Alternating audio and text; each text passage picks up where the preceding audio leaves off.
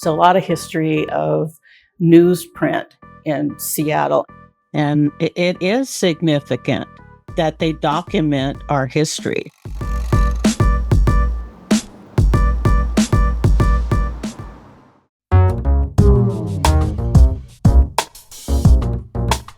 With the shelter wanting to really call attention to that medium of newspapers, how significant they were early on in Seattle.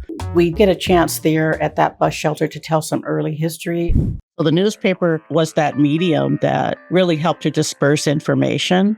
The Seattle Republican was probably the first of the most popular and widely read African-American newspapers. They were the one that was really that voice, seemed to be for the community.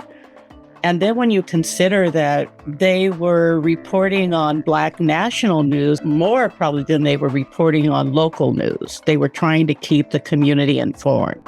And then it was by 1920 is when the Northwest Enterprise comes along.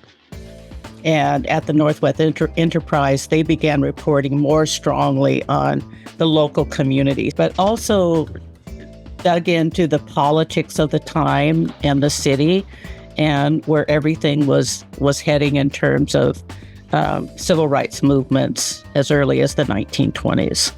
We fast forward to contemporary times and realizing that still the community is invested in the medium of newspapers. And so the facts that comes on board in the 1960s, and then the medium newspaper follows in the 70s.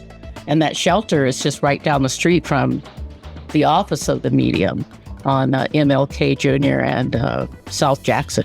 The facts and the medium are in that space where generations from now, people are going to be looking and seeing, who we were, how we responded, how we react.